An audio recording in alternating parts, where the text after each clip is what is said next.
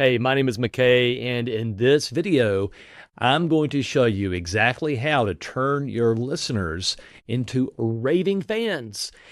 And it is so easy. If you want to turn your listeners, congregation, ministry, whatever it is, into raving fans, preach simple sermons. That's it. Now, I do not mean simplistic. I mean simple. There's a huge, huge difference. Simplistic implies the lack of depth. Simple is about the depth of clarity. And clarity means clear. And when something is clear, it is understandable. You can see it. So a simple sermon is simply an understandable sermon. And when your sermon is understandable, you will have a congregation of raving fans because people are so used to sermons being so complicated. From experience, I can tell you that the reason many of us preach with complexity is to impress our people with knowledge. After all, we get paid to study, to prepare sermons, and to preach them. And if the message is simple, won't they wonder what we did all week? First, no. Remember, people are craving sermons that they can understand. Second, preaching simple, understandable sermons is a learned skill.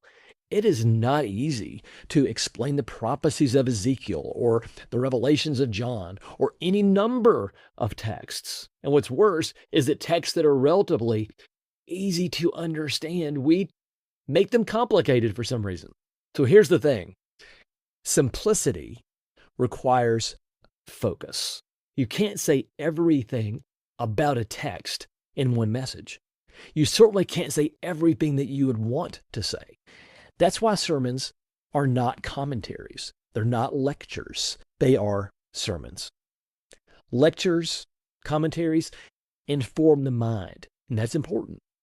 Sermons leverage the mind to impact the heart. So again, you can't say everything that you might want to say in a sermon, but you can say something.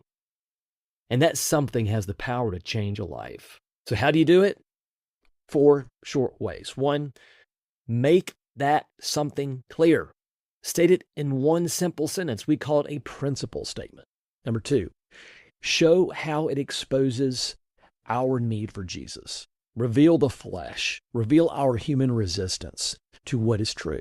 3rd, explain Jesus as our substitute in life and death, not just as a moral example. And number 4, describe the implications of the cross for the new life of grace. What change is now possible as they live in union with Jesus by grace, empowered by the Holy Spirit? This transforms really our approach to sermons.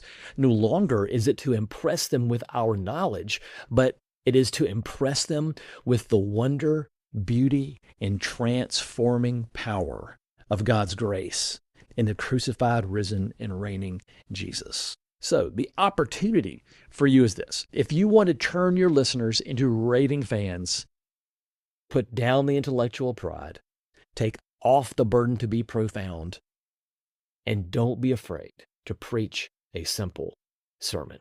By the way, I lead a community of pastors learning to preach like this. It's free to join, and I host live interactive video coaching for all of our members every single week. So drop by at the link below or in the bio, wherever you can find it, and I would love to see you there.